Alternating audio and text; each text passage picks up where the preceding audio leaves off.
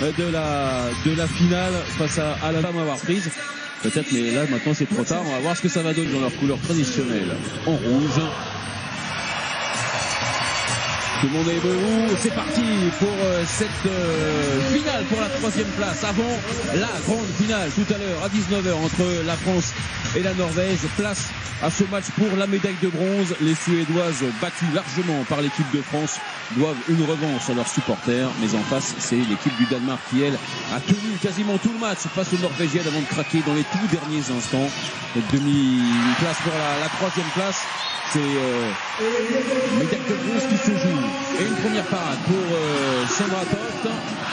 Voilà, ça commence fort pour la gardienne de Björn, derrière le ballon qui est remonté. Et puis on sait en plus qu'il y a une rivalité terrible entre les deux équipes. Donc aussi au-delà de cette médaille, c'est un rapport cadeau vraiment fait de part et d'autre dans cette partie.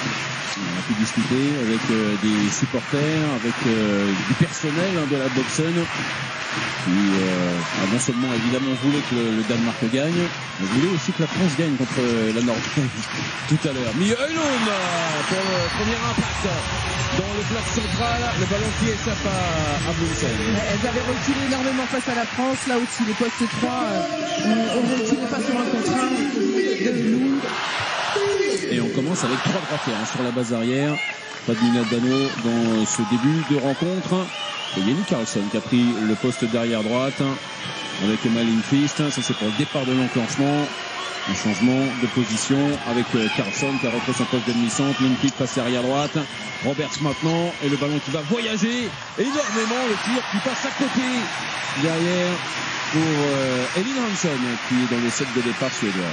Pas réellement de vraie combinaison à part la passe rapide sur l'aile pour essayer de trouver le décalage.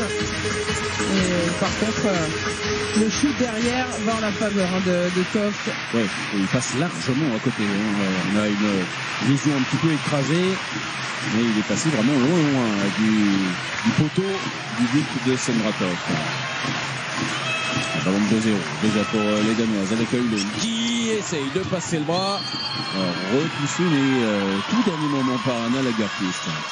Aussi un démo d'Olivier Crumble sur Anna Lagerqvist en piste 3 imbattable. Le premier elle avait gagné sur Blom. Celui-ci face à Lagerqvist ça n'est pas passé. Et alors on va jouer avec le pivot, ça avait bien marché dans le début de match contre les Norvégiennes avant-hier, le but de Rikke Iversen. Elle commence très bien avec cet enchaînement à nouveau. La passe sautée. Vers Mathilda Lundström. Et on va aller de l'autre côté. Toujours de l'imprécision chez Elin Hansson. C'est la barre cette fois-ci qui repousse la tentative de l'ailière suédoise. Attention, pour aller mettre Hansen. Il y a des messines sur le terrain, évidemment. On va mettre Hansen là et là.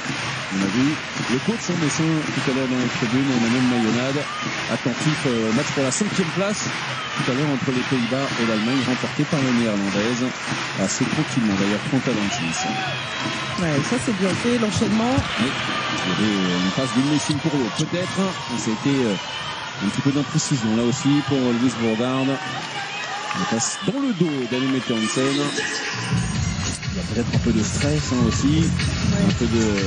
Oui, parce que le premier croisé avait été vraiment performant et après la transmission derrière va direct en touche. Roberts avec Lindqvist, derrière le passage de bras aussi, essayer d'aller chercher le 7 mètres, ce sera un simple 9 mètres pour Jenny Carlson.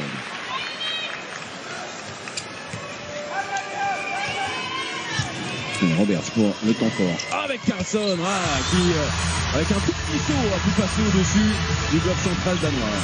Elle surprend aussi avec sa vitesse de la réactivité. Toujours dans l'intervalle du pivot, bien souvent pour Carlson qui a besoin aussi d'avoir le pivot dans son espace pour perturber et en tout cas trouver des espaces de tir. Oui, là où les performances sont vraiment dans le changement de rythme, aussi bien sur sa course que sur sa vitesse de bras. C'est parfait, Sandra Toft était masqué, il n'a absolument rien pu faire. Voilà, le premier but donc suédois marqué après 4 minutes. Et un enclenchement plus lent pour les Danoises avec Borgard. Toujours sa façon d'y aller franchement, poser des banderilles là dans la défense suédoise. Ouais, c'est vrai qu'elle en a eu des responsabilités sans Kronborg blessé au genou il y a quelques mois. La gauchère utilisée sur la base arrière principalement pour cette équipe du Danemark. Ah ouais, maintenant Hansen, elle va jusqu'au bout de son idée. Une défense de Suède qui recule. On profite Lindqvist sur l'engagement rapide avec Carlson. Attention à la passe un peu capricieuse pour Lundström. Et de l'autre côté, elle a plus voulu y aller cette fois-ci, Linn Hansen. Avec la bonne défense aussi de Trine Østergaard. Il y a beaucoup d'expérience aussi côté danois. Trine Østergaard, c'est une des joueuses. Alors c'est la plus sélectionnée dans cette équipe danoise, même dans l'histoire. C'est absolument énorme.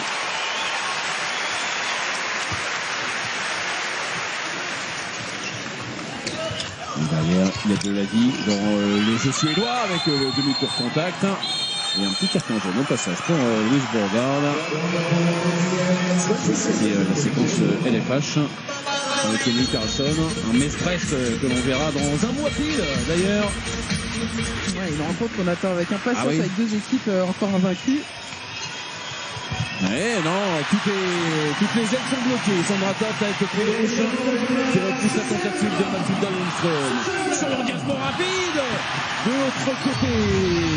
Ça va passer aussi pour Aline Høgstø. Une équipe qui essaye de contourner, qui ne trouve pas forcément les filets. Et par contre, à l'inverse, on va dans leur force, à savoir souvent en début de partie, comme ça, mettre des tirs au plein cœur de la défense avec les arrières qui arrivent lancés. Et 4 buts à 1, début de match à l'avantage. Les Danoises en mettant du rythme, justement. Mais Lindqvist, attention, ce ballon, il était difficile à reprendre. Heureusement, il y a Lindblom qui était là juste derrière. Karlsson et Lindqvist avec Lundström. Il y a déjà 2 passes de grillé. Lindqvist, ce sera la dernière. Cette passe-là et le tir par en dessous de Galina Robert, il est stoppé par Sandra Toft. Elles sont beaucoup plus en place, les Danoises, dans ce début de rencontre, avec Borgard, avec Hansen, qui va aller servir avec Maastricht sur l'aile. Tout ça, c'est parfait, et les Suédois sont plus de vitesse. Le tempoir, toujours amené par Auke, qui arrive en dribble très proche des 9 mètres, qui monte sur elle, elle enchaîne avec le croisé, et puis le décalage dans la continuité. 5 buts à 1 après 7 minutes, et comme face à la France avant-hier, Thomas Safsner pose un premier temps mort très rapide. Jenny, Linn och Lisa. Om Matilda får några minuter till. Lyssna nu. Vi hoppar på bra vinklar, inte på pissiga vinklar. Och vi kommer med fart in i situationen. Vi spelar på de spelen med skytten här nu lite grann. Ja. Och sen bakåt, hem, sortera, tidigt träff och träff!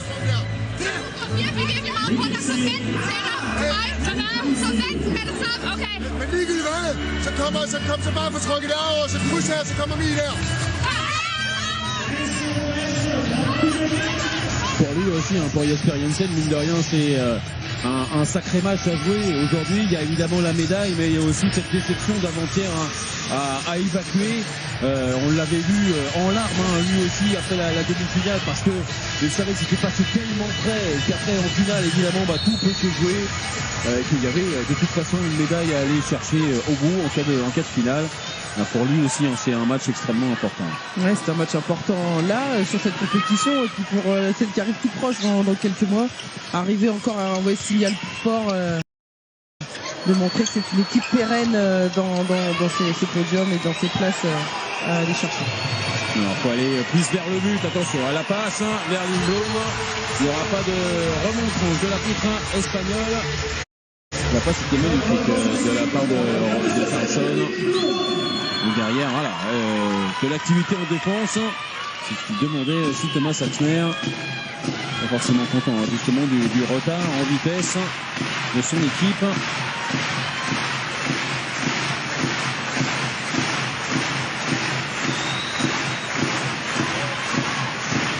La course toujours de Borgard avec Hansen, qui va pouvoir jouer avec Rikke Iversen, qui a participé au jeu sans forcément courir. Annemette Hansen dans son style, auprès. Oui, à savoir Est-ce qu'elles vont faire comme les Allemandes, hein, c'était pas forcément le cas sur les premières actions, mais qui ont perduré tout le match à essayer de battre les postes 3 en duel. Et la France avait réussi justement à jouer différemment, à mettre du jeu sans ballon, à faire des rentrées, à poser vraiment des problèmes sur cette défense fille-à-fille. Ça avait vraiment fonctionné. Ah oui, ça a fonctionné tout de suite. Hein. Bon, regarde la passe de renversement. Et derrière, voilà, quand le duel est gagné, ça fait quasiment vu derrière, Milo en duel, elle est vraiment redoutable. Ouais, c'est ça, il a deux arguments, Elver et Lune, souvent qui savent mettre du peps et justement aller sur la vivacité, notamment sur poste 2, là ça a bien fonctionné. Et c'est pas le match de Johanna Bunsen qui était brillantissime jusqu'à la demi-finale. Elle a manqué sa demi-finale, mais comme l'ensemble de son équipe, elle est remplacée très très tôt dans ce match. Ça se passe de l'autre côté du terrain par Evelina Eriksson. Lundström avec Tyra Axner, le tir qui est un peu poussé et qui va prendre Sandra Toth à contre-pied. Elle a fait quelque chose, Axner avec son côté très très très physique et sa suspension assez spécifique. Là, si on ne monte pas la toucher, oui. C'est vraiment dur à contrer pour Toth. Avec des airs d'Eni Raista dans le style, justement, assez grande et puis capable de se lever très haut. Donc là, le dribble de Borgard derrière Lyon toujours. Et voilà, au duel avec la Lagerqvist, c'est pas la même chose qu'avec Olivia Mellegård de tout à l'heure. La main sur le ballon pour la pivot des Neptunes de Nantes. Et de la vitesse, toujours. De la course aussi, il y a beaucoup de courses dans le jeu danois. Ça vient de loin. Eilund derrière avec la tentative de Borgard. Ça a été stoppé. Contré par Mellegård, la relance d'Eriksson avec Jenny Karlsson maintenant sur la fin de montée de balle. Le jeu intermédiaire, le jeu de transition. On va calmer tout ça avec le changement attaque-défense. Et Lindqvist qui ne fait que défendre là dans cette séquence depuis le temps mort. Yamina Roberts pour repartir vers le but et surprendre. Voilà, c'est ça qu'il faut faire aussi, surprendre l'adversaire. C'est fait de manière beaucoup trop temporaire depuis le début. Là aussi, il y a de la surprise. Là aussi, il y a la volonté de déstabiliser la défense adverse. La passe magnifique de Christina Jansen pour Rikke Iversen. Ouais, avec ce jeu bien exploité sur engagement rapide. Tout de suite avec ce glissement là dans le dos du poste 2 qui était avancé. La passe dans l'espace. Et ça fonctionne. Allez le capter, celui-là. Axner. La revoici, la mine en lucarne. Elle est capable de sacrées effectives. Alors là, si elle est lancée comme ça et que ça continue encore, elle est capable d'en mettre 5-6, on l'avait vu, une fois en un quart d'heure, on va en parler avant le match. Ça nous avait impressionné, alors qu'elle était inconnue complètement au bataillon international. C'était il y a un an, pile, à l'Euro, en Macédoine encore, c'était au moment du tour principal. Ouais, son père l'avait sorti comme ça du banc et elle avait mis 9 buts. Il faire tout inversé. 9 buts en un quart d'heure. Et les mêmes, à chaque fois, que des tirs de loin. On avait l'impression qu'elle pouvait tirer de l'autre côté du terrain, des tribunes, que ça allait rentrer. Alors voilà 2 pour son entrée en jeu justement. Il demandait plus de percussion. Thomas Sachner, là il y a de la percussion aussi avec Eilund. La vivacité face à des défenseurs un peu plus massifs, ça fonctionne. Et Sachner, la passe cette fois-ci vers Lindqvist. Il va rester sur le terrain.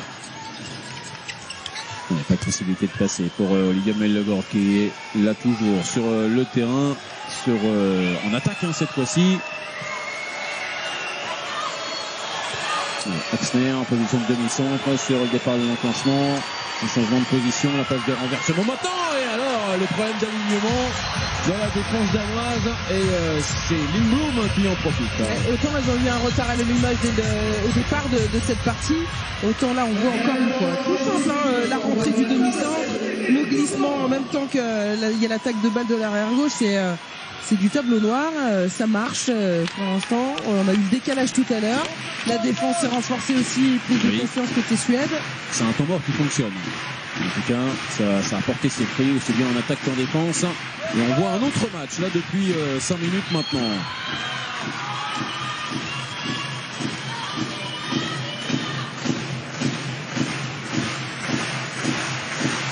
Miaulon de retour avec Annemette Hansen et le ballon qui va être récupéré derrière par Emma Lindqvist. Voilà, c'est vraiment ce qui a été appliqué pendant le temps mort. Le discours a vraiment fonctionné. Il faut dire qu'elles étaient un peu endormies aussi les Suédoises dans le tout début de match. Ouais, et puis sur les premiers temps de jeu, souvent elles seront vraiment prêtes à en découdre en défense, à voir si le Danemark a la capacité d'enchaîner les temps de jeu, poser des problèmes de répartition. On verra ça. Et les sifflets de la Boxen avec Katzner cette fois-ci, ça va passer au-dessus. Pas de faute, sifflé par les arbitres. Alors la relance de Sandra Toft avec Linnea Högste, Christina Jansen, son ancienne partenaire de Viborg. Et attention, ce ballon qui finalement va mourir en touche. Allez, quand on met plus d'activité en défense, ça gêne un peu l'attaque adverse. Il y a de l'agressivité là, vraiment. Bien, voilà, la première passe aveugle pour la spécialiste Jenny Carlson. Et derrière, Venfeld qui vient marquer. L'agressivité, la surprise aussi, avec ce glissement de pivot incessant depuis quelques minutes. On n'a pas pu anticiper, parler. Et ça fait un couloir assez large pour de nouveau. Venfeld, Sofia Venfeld, qui est impeccable en réussite depuis le début. 13e but sur son 13e tir. Derrière là, c'est dans un autre style, c'est en force. Mais c'est tout aussi efficace pour Christina Jansen. On a notre match pour la troisième place. Là, ça y est, c'est parti. Avec de l'ambiance, avec le pastis. Alors là, c'est très très tôt pour Sandra Toft.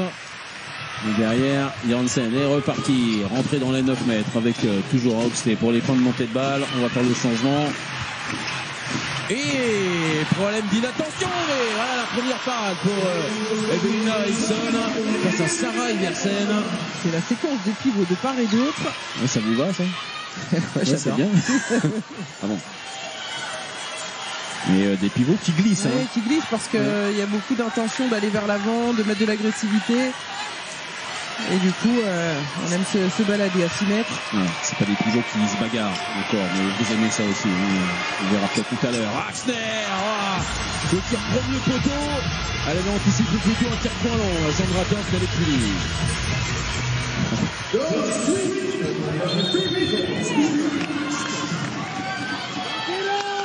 Remarquable.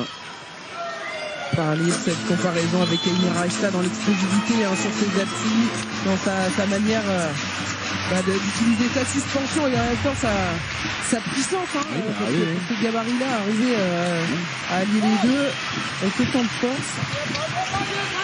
Il y a les abdos qui ont bossé. Annemette Hansen, là aussi, l'intervalle a été trouvé et derrière elle finit en force dans le but de Evelina Eriksson. Il est Carlson de l'autre côté, le tir terrible sur la barre, ça a été récupéré et ce sera un saut de 9 mètres pour Olivia Mellegård. Il semblait très très basse, Annemette Hansen, comme on dit dans ces cas-là.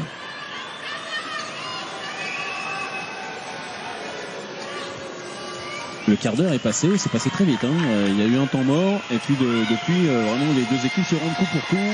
Le Yago pour Sofia Venfeld et le départ de l'enclenchement. Derrière, c'est magnifique.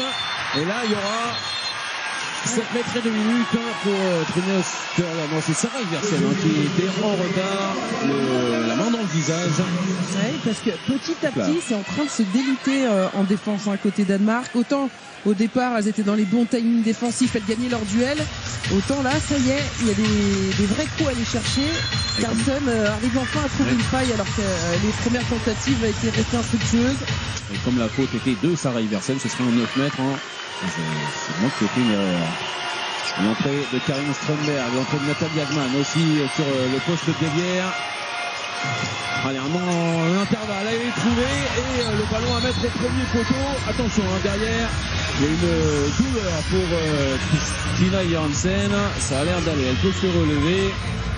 Et Lindqvist sur son poste d'arrière droite, une droitière à droite. Elle arrive toujours à remettre le ballon dans le but. Et toujours ces ailières danoises qui prennent pas forcément de risques pour aider leurs arrières qui sont déplacés. On l'avait vu face à la Norvège qui a continué inlassablement à aller chercher ses intervalles sans que le poste 1, les défenses à l'aile, prennent un peu des options pour aider. Mais alors, on regarde le match, hein, et puis nous, de notre poste commentateur, voilà, c'est ça qu'on regarde aussi.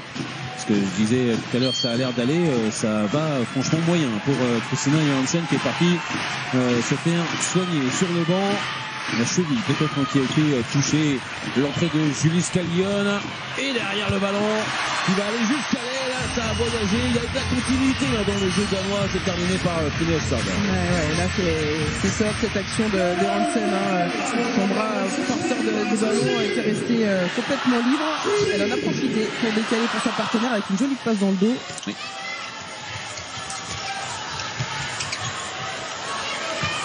Strömberg rentré dans la compétition en plein milieu après la blessure de Daniela de Jong. Lindqvist qui essaye de prendre le carnaval et là c'était Hippon pour Rikke Iversen. Ouais, cette fois elle est reçue fermement. C'est ça. Allez, Strömberg toujours avec Lindqvist. Oh, Nathalie Hagman, il n'y a pas du tout de place. Elle va mettre le ballon sur le poteau. Ça s'est joué à quelques centimètres. Mais elle a réussi à grandir son bras. Hein. C'était vraiment impressionnant.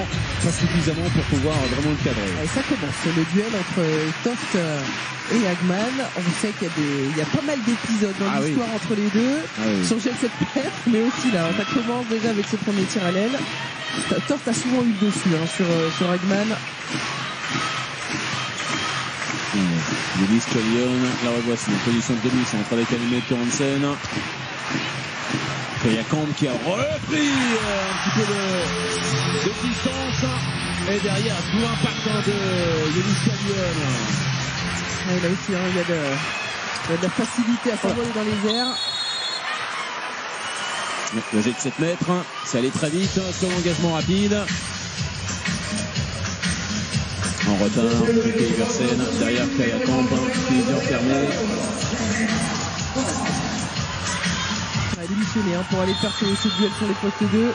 Mais c'est parfait avec le petit sable au-dessus des mains de Sandra Toft. On va peut-être le voir sur le ralenti. Elle va s'en vouloir, la gardienne de Dior, parce que le ballon passe vraiment entre ses bras. Le ballon qui est caressé avec le petit doigt à la fin du geste. C'est juste la place du ballon pour que ça puisse passer. 10 minutes encore, un petit peu moins à jouer dans cette première période. Finale pour la médaille de bronze. On l'appeler comme ça, on n'aime pas trop petite finale. C'est le match pour la 3e place.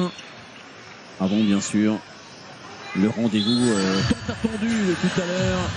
19h le coup d'envoi de France-Norvège, prise d'antenne 18h15 avec Marie et Siraba. Et puis entre les deux matchs, là vous verrez le film des Bleus tout au long de la compétition avec Guillaume Trouillet, notre journaliste qui les a suivis pas à pas, embarqués dans l'aventure des Bleus. Tout ça donne toujours un documentaire passionnant. Et on va vibrer aussi en le regardant avant donc la finale à partir de 19h. Scaglione qui est reparti, qui est bien tenu par la Lagerqvist. C'est un ballon de plus 3 pour les Danoises qui réussissent à garder quand même les devants dans cette première période. Scaglione, la revoici, la passe n'était pas évidente pour Anemete Hansen, ça fait la différence en puissance.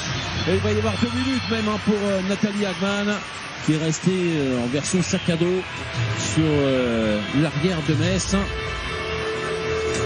Ouais, lorsqu'elles arrivent à libérer ces ballons, là on voit très très haut le désalignement, mais la passe et l'enchaînement de Hansen là, qui font la différence. Oui, c'est passé juste à côté, donc il y aura le jet de 7 mètres derrière, on peut revenir au direct avec Kristina Johansson qui est déjà prête face à Eriksson. Le lob est exceptionnel parce qu'elle était pas loin d'arriver dans Montagny pour le récupérer avec la main, mais elle peut aller se congratuler en allant frapper dans les mains de sa partenaire parce qu'elle conserve ses buts d'avance. C'est la spéciale, vraiment, sur 7 mètres. Kristina Johansson, elle l'a fait très très souvent face au Monténégro, notamment. Grande adresse sur les jets de 7 mètres. Et puis elle sait tenir ses nerfs aussi, on l'a vu face à la Norvège avant-hier. Sur des 7 mètres cruciaux, elle était présente. La Suède donc en infériorité numérique. Karlsson avec Lundström donc qui est revenu sur le terrain. Il reste 8 minutes à jouer. dans cette première période. Et passage en zone sifflé contre Lindblom. On va rechanger de gardienne avec le retour de Johanna Bunsen. Pas trop dans son assiette dans le début de match. Et peut-être que la pause lui a fait du bien. Janssen qui a réussi à libérer son ballon. Il y a des problèmes avec Kaya Kamp qui vient juste d'entrer pour sa première sélection. Kaya Kamp Nielsen. C'est Kamp qui est Kamp Nielsen même qui est dans ce camp qui est écrit sur son maillot. On va l'appeler comme ça. On voit même si elle monte sur Jorgensen avec sa grande taille et toujours ce poignet libre. Il y a cette passe à l'intérieur, celle qui sera toutes les décisions sur les supériorités numériques, Jorgensen.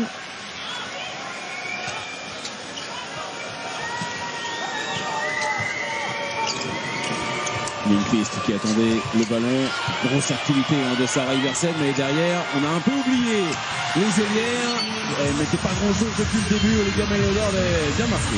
C'est quoi la de l'angle, il faut vraiment travailler et remporter son duel face à Toft.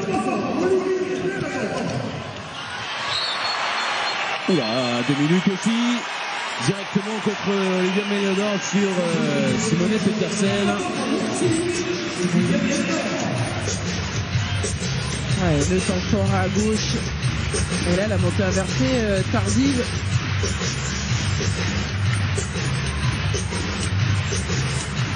Elle venait juste de revenir à égalité numérique, les Suédoises. Elle repart à une de moins avec Janssen pour Petersen. Là, il va y avoir de l'espace. Kaya Kamp présente comme une pivot pour venir marquer. Voilà, elle est dans son match. On l'a vu vraiment participer au jeu depuis qu'elle est entrée.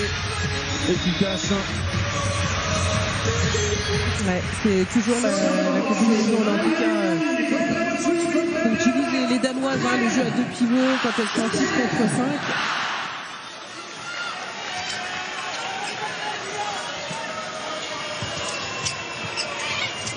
5. Lindqvist, attention, elle était en retard, elle mettait en scène cette fois-ci. Et dans la continuité du jeu, il y a Lindblom qui vient marquer. Voilà, toujours avec cette conclusion à 6 mètres. Les deux côtés, on a envie de mettre des temps forts, libérer les balles à l'intérieur. Ouais, Kaya Kamp, elle pose vraiment beaucoup de problèmes. C'est une pivot assez mobile.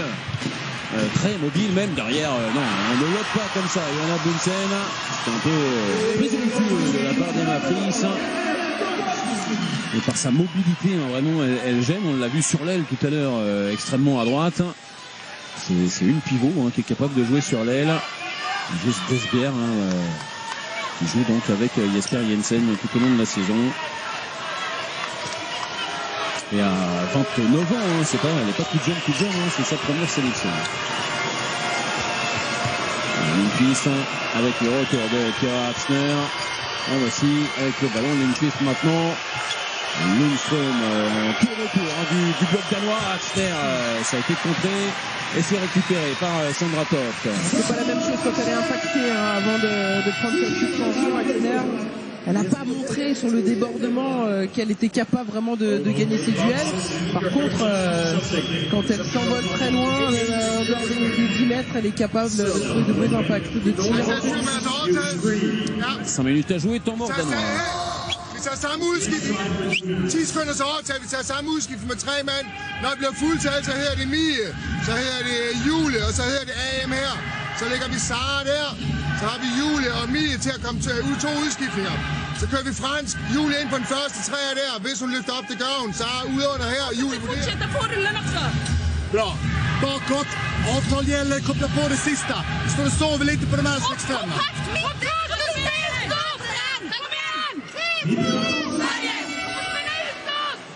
Nice work, nice journey out there.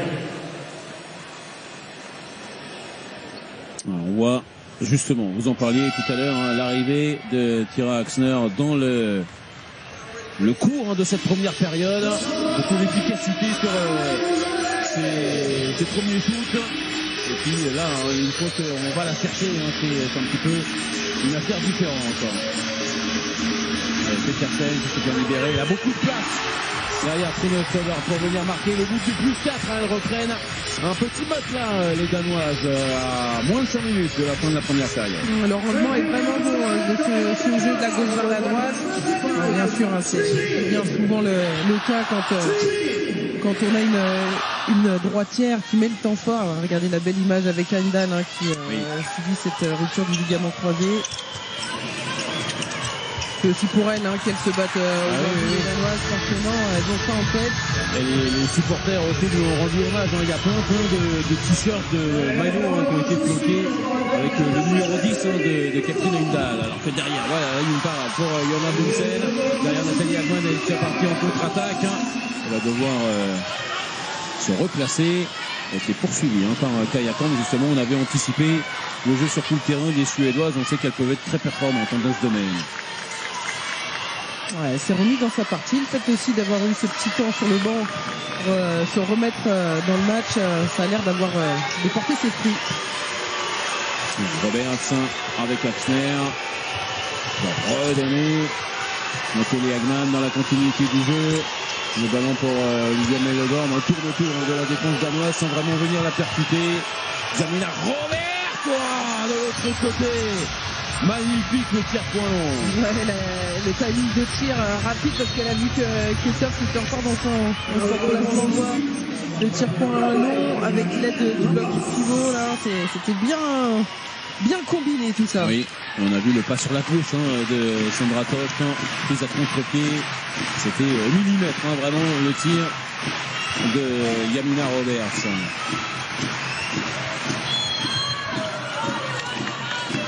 Elle est ciblée, Mellegård sur le débordement. C'est tellement solide aussi sur les duels au centre.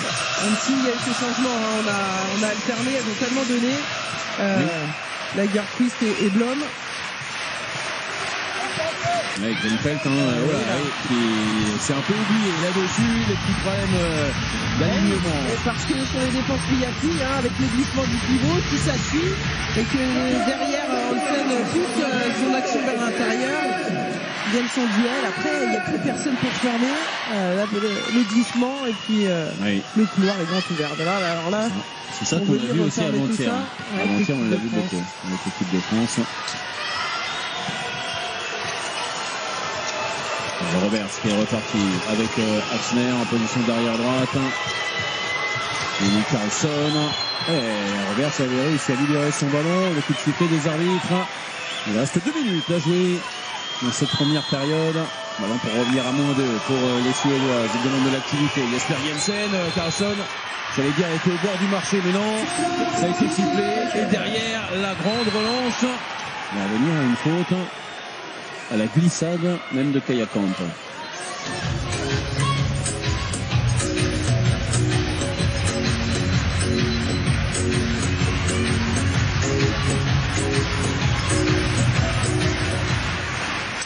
La glissade avec l'aide de Christine Torres-Gauthier qui fait son entrée elle aussi. Denise Collion, voilà qui est entrée. Avec 18e but, le 14-18 en faveur des Danoises. Et derrière, l'engagement rapide pour la Suède avec Torres-Gauthier qui est resté sur le terrain. Ça manque un peu de vitesse là sur le coup. On préfère prendre leur temps pour réenclencher. Alors on voit, là on est resté vraiment à 6 mètres. Sans remettre de cette profondeur qui avait été mise depuis le début de la partie. Axner avec Roberts, Carlson se remet en position de demi-centre pour fluidifier le jeu, elle est contrée. Elles viennent buter vraiment sur le secteur central danois, les Suédoises. Elles sont passées beaucoup par les extérieurs en début de match, ça n'a pas marché. Dans le bloc central, ça ne marche pas trop non plus dans cette fin de première période. Et il reste 20 secondes, même un peu moins, 15 à jouer dans cette première période. Et le public de la Boxen qui s'est mis debout avec Scullion qui est venu tirer juste à côté. Il y aura peut-être une dernière possibilité pour les Suédoises dans les 3 dernières secondes. Oh, mais triple but incroyable pour Tira Axter. Il va être accordé sans doute ce but-là. C'était vraiment sur le gong. Le gong est arrivé un petit peu en retard. Et c'est sans doute le 15e but pour l'arrière suédoise de très très loin qui est venu battre Sandra Top. Il va y avoir vidéo pour les arbitres. Ouais, Tira Axter qui confirme que quand elle arrive lancée, même au-delà des 12 mètres, elle est encore capable de trouver, là pour le coup, un angle précis en bas. Alors, il y aura bien but, voilà, et ça peut changer pas mal de choses, hein, finalement. Elles étaient menées de 4 buts, mais ben 3 buts, ça change forcément les choses. On va revoir justement cette action. Elle prend un appui à 14 mètres, et puis elle vient mettre ce poteau rentrant. Ça ressemble un peu à ce qu'avait fait Veronica Christiansen avec la Norvège. C'était lors de l'Euro Covid en 2020. Tous les derniers instants de la première période, elle avait mis un but comme ça de très très loin. Et les Norvégiennes étaient revenues en seconde période. On va voir ce que feront les Suédoises. Ça permet de repartir au vestiaire avec une dernière action positive, leur donner peut-être l'allant pour justement aller en seconde période, continuer leur travail de sape. Elles en ont trouvé des options sur les pivots, elles ont trouvé quelques options sur les extérieurs, les ailières, mais un contre aussi sur les postes 2 parce que c'était resté quand même solide globalement pour le Danemark au centre. On verra pour